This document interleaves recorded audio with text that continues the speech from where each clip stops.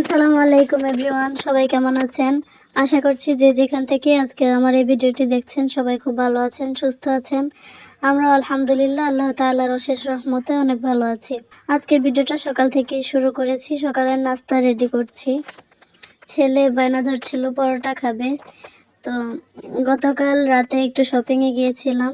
তখন মিষ্টি কিনে আনা হয়েছিল, রাস্তার পাশে হোমমেড মিষ্টি বিক্রি হচ্ছিল। তো ওখান থেকে 1 কেজি গোলাপজাম কিনে নিয়ে এসেছিলাম। আর আজকে সকালে পরোটা দিয়ে গোলাপজাম দিয়ে খাওয়া হবে। সেই সাথে আমার হাজব্যান্ডের জন্য টিফিনও রেডি করে নিব, উনি টিফিন নিয়ে যাবেন। আর গোলাপজামের সাথে একটা পাশাপাশি ডিম ভেজে দিব, কারণ শুধু মিষ্টি দিয়ে যদি খেতে মন না চায়, মিষ্টি জিনিস তো সবসময় আসলে খাওয়া যায় না, তো আরেকটা অপশন থাকবে। এই যে এখানে 1 কেজিতে 8টা মিষ্টি ধরেছিল, 4টা কালকে রাত্রে খাওয়া হয়েছিল আর 4টা রয়েছে। এটা দিয়ে এখন নাস্তা করা হবে।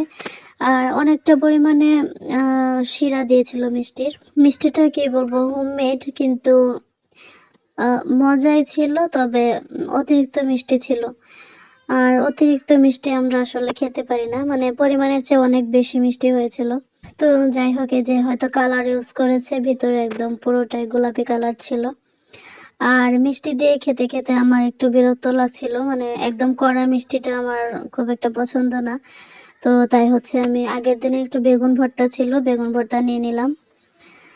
তো তারপর খাওয়াটা কমপ্লিট করলাম। আর এখন আমার হাজব্যান্ডের টিফিনটাও রেডি করে দিচ্ছি।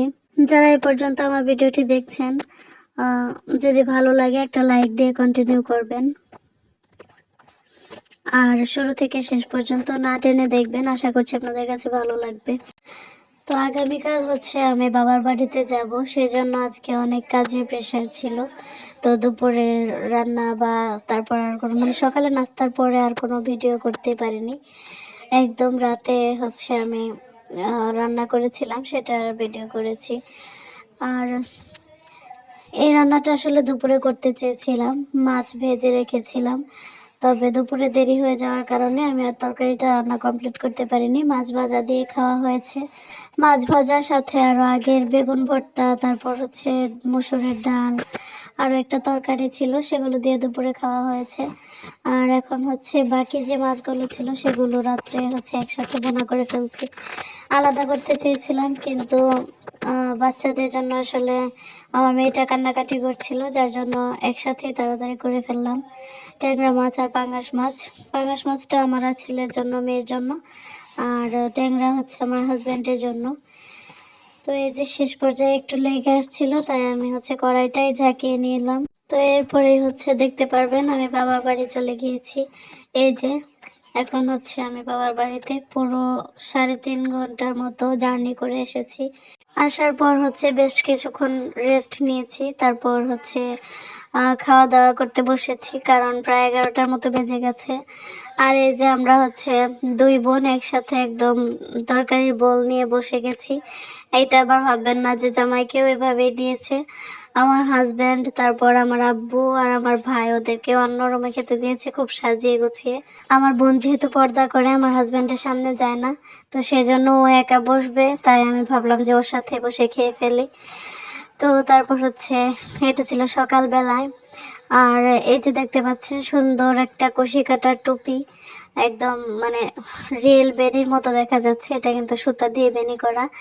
এটা আমার মেয়ের জন্য আমার ছোট বোন বানিয়ে রেখেছে নিজে হাতে।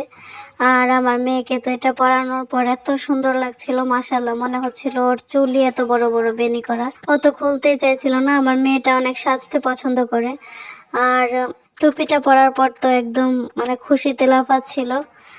ছোট মানুষ, তারপরেও বোঝে কোনটা ভালো কোনটা মন্দ, সাজগোজ খুবই পছন্দ করে। আসলে মেয়ে মানুষ হয়তো এমনই হয়।